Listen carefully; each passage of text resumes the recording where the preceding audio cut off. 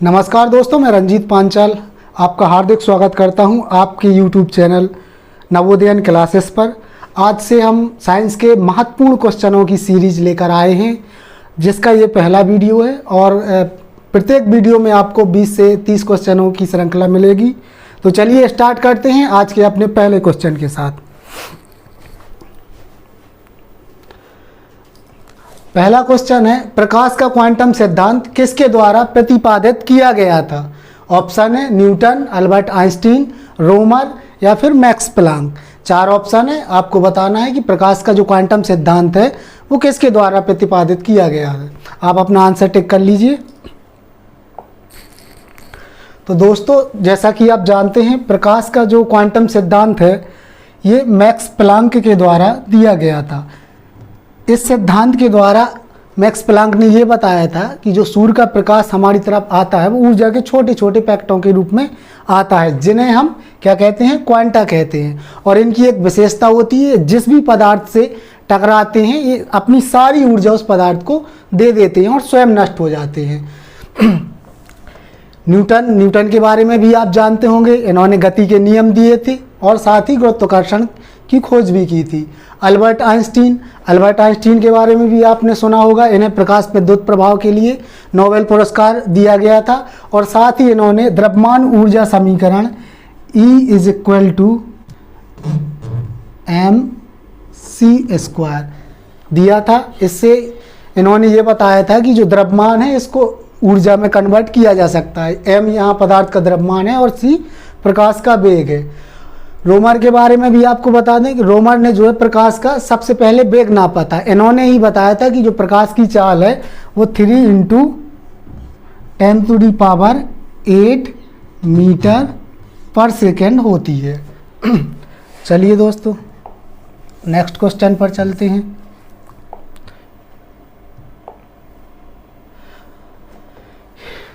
दूसरा क्वेश्चन आपके सामने, ये भी एक इम्पोर्टेंट क्वेश्चन है। यांत्रिक ऊर्जा किसके बराबर होती है? ऑप्शन गतिज ऊर्जा, बी ऑप्शन स्थितिज ऊर्जा, उपयुक्त दोनों, स्थितिज ऊर्जा या गतिज ऊर्जा दोनों, या इनमें से कोई नहीं। बताइए दोस्तों, यांत्रिक ऊर्जा जो है वो किसके बराबर होती है? गतिज ऊर्जा के, स्थितिज ऊर्जा के, या गतिज ऊर्जा स्थितिज ऊर्जा दोनों, या इनमें से कोई नहीं। आपने अपना आंसर टिक कर लिया होगा। तो दोस्तों, जो यांत्रिक ऊर्जा होती है वो गतिज ऊर्जा और स्थितिज ऊर्जा इन दोनों का योग होती है। चलिए नेक्स्ट क्वेश्चन पे बढ़ते हैं। तीसरा क्वेश्चन आपके सामने, ब्रंजक पाउडर का रासायनिक नाम क्या है? 4 ऑप्शन आपके सामने, nitric acid, zinc oxide, potassium chloride या ब्लीचिंग पाउडर।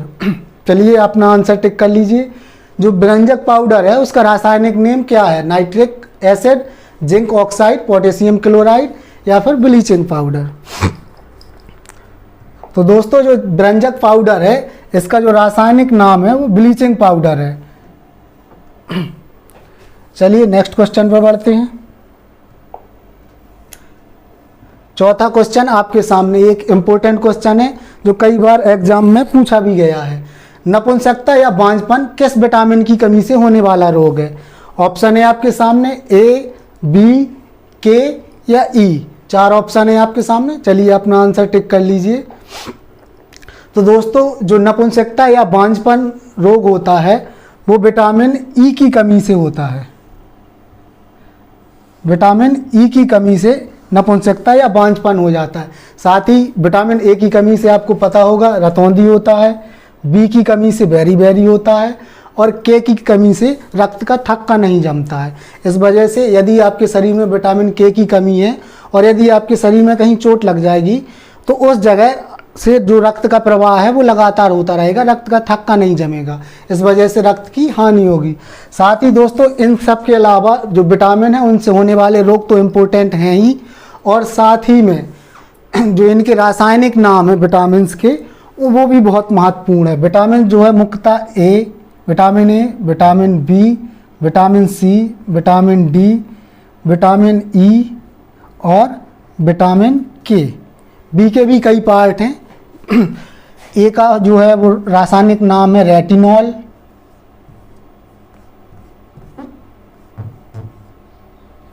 बी का रासायनिक नाम है थायमीन, सी का रासायनिक नाम है एस्कॉर्बिक एसिड,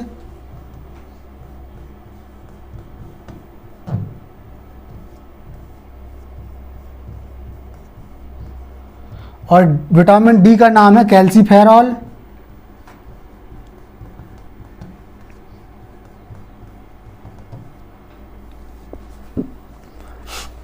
विटामिन ई का नाम है टोकोफेरॉल,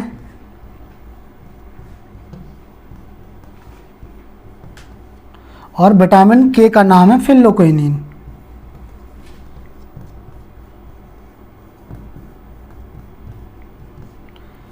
तो ये नोट भी कर लीजिए। और चलिए नेक्स्ट क्वेश्चन पर बढ़ते हैं।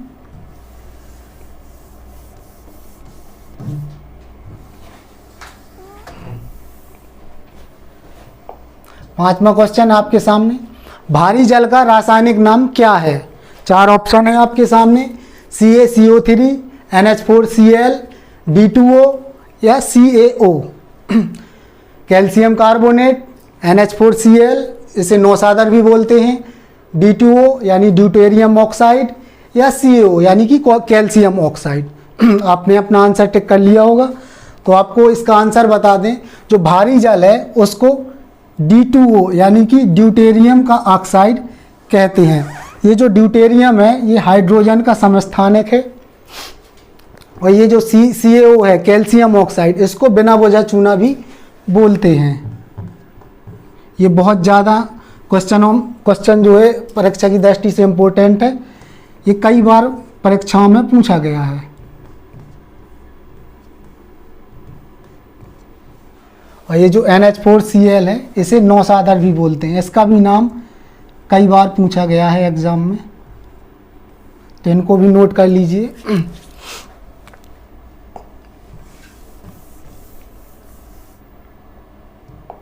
चलिए बढ़ते हैं अगले क्वेश्चन की तरफ। छठवां क्वेश्चन, जंतु जगत का सबसे बड़ा संघ कौन सा है?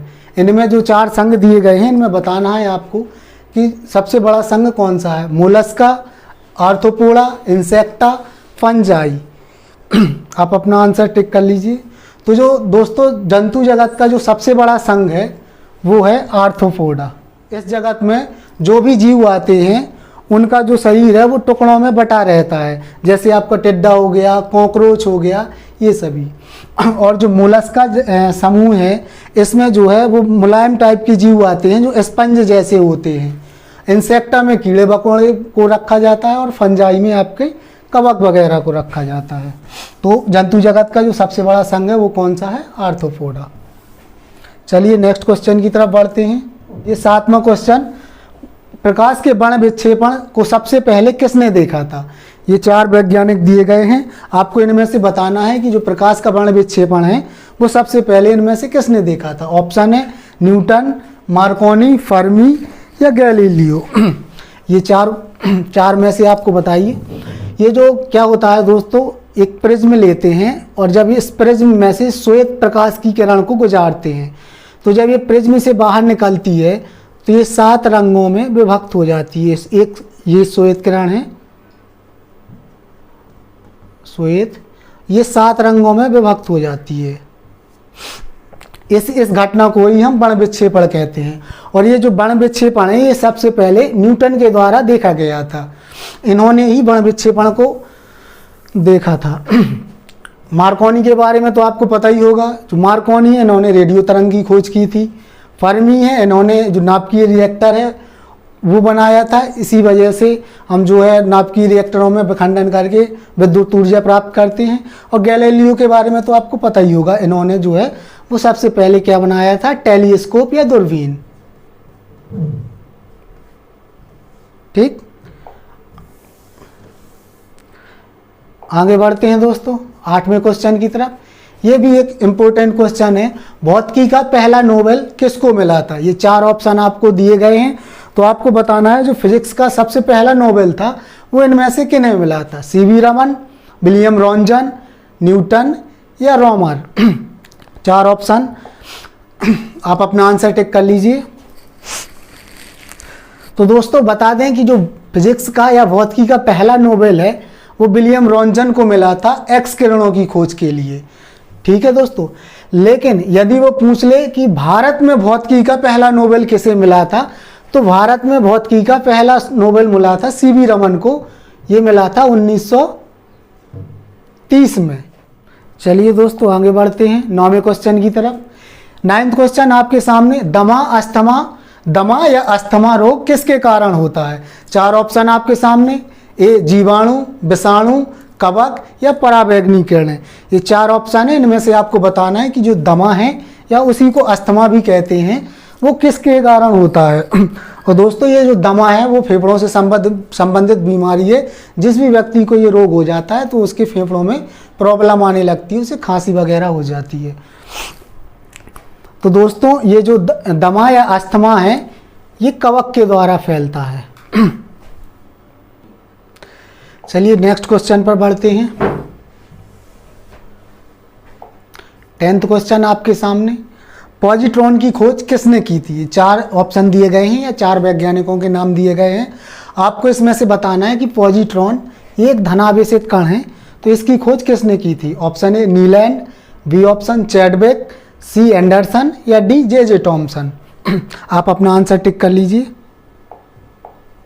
तो दोस्तों जो पॉजिट्रॉन की खोज थी वो एंडरसन ने की थी, और ये धनावेशित कण है, इसकी खोज जो है एंडरसन ने की थी। हालांकि बाद में जब रदरफोर्ड ने अल्फा पिकीनन का प्रयोग किया तो उन्होंने बताया कि नाभिक में जो है वो न्यूट्रॉन और प्रोटॉन दोनों पाए जाते हैं। तो जो उस टाइम पे उन्हें वो धनात्मक कण मिला तो उन्होंने प्रोटॉन का नाम दे दिया। तो इससे ये साबित होता है कि जो यदि क्वेश्चन में आपके पूछे कि पॉजिट्रॉन की खोज किसने की थी तो आपको लगाना है एंडरसन, और यदि पूछे कि प्रोटॉन की खोज किसने की थी तो आपको लगाना है रदरफोर्ड। तो चैडविक के बारे में भी बता दें, इन्होंने जो है वो न्यूट्रॉन की खोज की थी, और टॉमसन है, इन्होंने इलेक्ट्रॉन की खोज की थी। चलिए नेक्स्ट क्वेश्चन, 11वां क्वेश्चन आपके सामने, पानी पर तैरती हुई वस्तु का आभारी भार कितना होता है? ऑप्शन है आपके सामने, वस्तु से कम, वस्तु के भार से अधिक या भार के बराबर, या डी ऑप्शन है शून्य। तो दोस्तों जब कोई वस्तु जो है पानी पर तैर रही होती है तो उसका आभासी भार क्या होता है? ये 4 ऑप्शन आपके सामने हैं, आप अपना आंसर टिक कर लीजिए। तो आपको बता दें कि जब भी कोई वस्तु पानी पर तैरती है तो पानी के द्वारा एक उच्छेद बल उसके ऊपर की ओर लगता है, और ठीक उतना ही लगता है जितना कि वस्तु का भार है।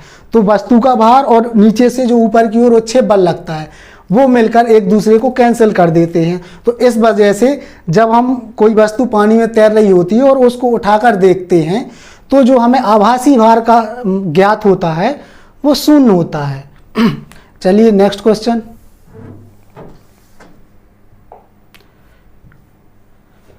12th क्वेश्चन आपके लिए, प्रकाश संश्लेषण में हरे पौधों द्वारा कौन सी गैस छोड़ी जाती है? ये प्रकाश संश्लेषण एक महत्वपूर्ण प्रक्रिया है जिसमें पेड़ पौधे अपने लिए भोजन बनाते हैं। 4 ऑप्शन आपके सामने, carbon dioxide, oxygen, nitrous oxide या हाइड्रोजन। चलिए बताइए 4 में से कौन सा ऑप्शन सही होगा? आपने अपना आंसर टिक कर लिया होगा। तो दोस्तों जो पेड़ पौधे हैं वो प्रकाश संश्लेषण की क्रिया द्वारा अपना भोजन बनाते हैं, जिसमें वो ऑक्सीजन गैस छोड़ते हैं और कार्बन डाइऑक्साइड जो है वो ग्रहण करते हैं। चलिए नेक्स्ट क्वेश्चन, ये 13वां क्वेश्चन आपके लिए, गैल्वेनीकरण में कौन सी धातु प्रयोग में लाई जाती है? 4 ऑप्शन आपके सामने हैं, जिंक, कॉपर, एल्यूमिनियम या लेड।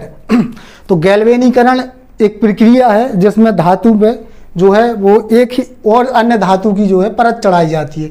तो आपको ये बताना है कि वो कौन सी धातु है जिसकी परत चढ़ाई जाती है। आपने आंसर अपना दे दिया होगा।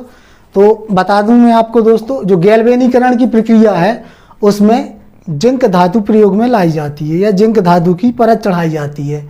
इससे क्या होता है कि जो धातु है जिसके ऊपर ये जिंक चढ़ाई जाती है वो जंग से बच जाती है, उस पर जंग वगैरह नहीं लगता है। चलिए नेक्स्ट क्वेश्चन पर,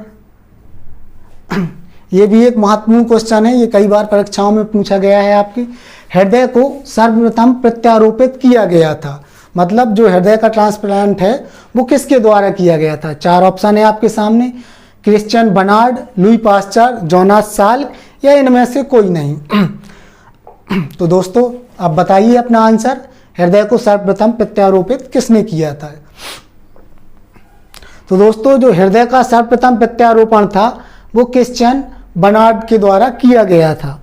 इन दो वैज्ञानिक जो बचे हैं, लुई पास्चर और जोनास साल्क, इनके बारे में भी बता दें। तो ये जो लुई पास्चर हैं इन्होंने रेबीज के टीके की खोज की थी, और जो जोनास साल्क हैं इन्होंने पोलियो के टीके की खोज की थी। चलिए नेक्स्ट क्वेश्चन, 15वां क्वेश्चन, बेंजामिन फ्रैंकलिन का नियम किससे संबंधित है? बेंजामिन फ्रैंकलिन ने एक नियम दिया था, उनमें से आपको बताना है कि वो नियम किससे संबंधित है। 4 ऑप्शन है आपके सामने, द्रव्य संरक्षण, आवेश संरक्षण, ऊर्जा संरक्षण या प्लाज्मा संरक्षण। चलिए दोस्तों आप अपना आंसर टिक कर लीजिए, 4 ऑप्शन आपके सामने हैं।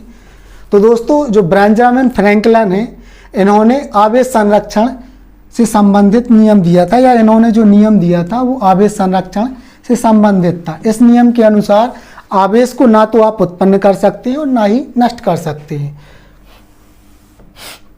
चलिए नेक्स्ट क्वेश्चन पर बढ़ते हैं। 16वां क्वेश्चन आपके सामने, प्रक्षेप का पथ कैसा होता है? 4 ऑप्शन आपके सामने, वृत्ताकार, आयताकार, दीर्घाकार या परवलयाकार। क्या होता है दोस्तों, जब भी हम किसी पिंड को क्षैतिज दिशा में फेंकते हैं तो वो इस प्रकार से थोड़ा ऊपर जाता है और फिर धीरे धीरे करके नीचे आ जाता है। तो ये जो पथ होता है वो आपने देखा होगा, ये परवलय के आकार का है। तो इसका आंसर 4th हो जाएगा। जो प्रक्षेप का पथ है वो परवलय के आकार का होता है। चलिए नेक्स्ट क्वेश्चन, एक और महत्वपूर्ण क्वेश्चन आपके सामने, अल्फ्रेड नोबेल ने किसकी खोज की थी? 4 ऑप्शन आपके सामने, नोबेल गैस की, टीएनटी, पीवीसी या डायनामाइट की। दोस्तों इन्हीं के नाम पर नोबेल पुरस्कार दिया जाता है, तो आपको बताना है अल्फ्रेड नोबेल ने किसकी खोज की थी। आपने अपना आंसर टिक कर लिया होगा।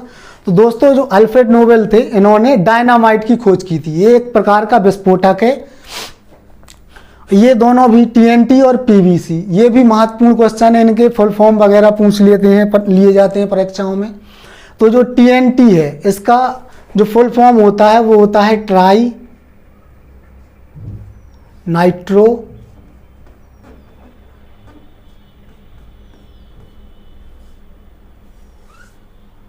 टायोलिन।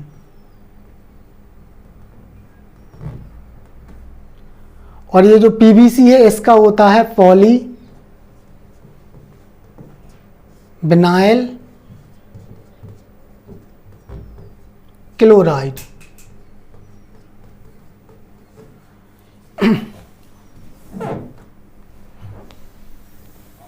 चलिए नेक्स्ट क्वेश्चन पर बढ़ते हैं। 18वां क्वेश्चन आपके सामने, एड्स फैलता है?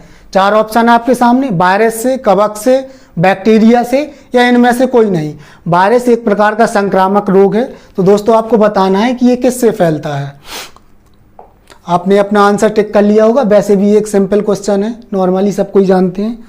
तो जो एड्स है वो वायरस से फैलने वाली बीमारी है। चलिए नेक्स्ट क्वेश्चन, 19वां क्वेश्चन आपके सामने, पेड़ की आयु कैसे ज्ञात की जाती है? आपको एक पेड़ दिखा दिया जाए और उससे आपसे बोल दिया जाए कि उसकी आयु बताइए, तो आप कैसे गिनेंगे? 4 ऑप्शन आपके सामने, पेड़ की शाखाओं को गिनकर आप जाएंगे और पेड़ की शाखाओं को गिनेंगे।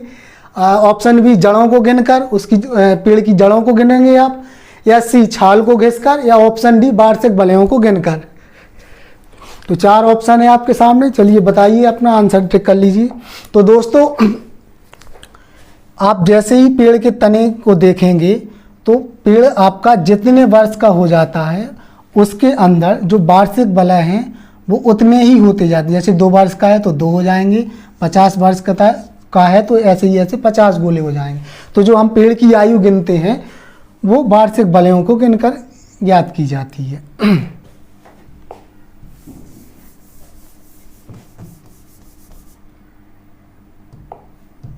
चलिए नेक्स्ट क्वेश्चन, ये सीरीज का अंतिम क्वेश्चन, पहली सीरीज का।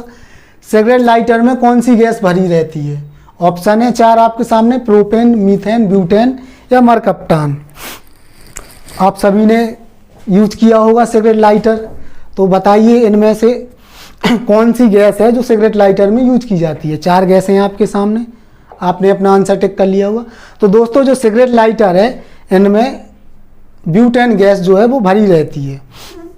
तो इसी के साथ ही दोस्तों हमारा आज का ये सेशन समाप्त होता है। तो आप दोस्तों कमेंट करके ज़रूर बताइएगा हमारा ये वीडियो कैसा लगा। धन्यवाद।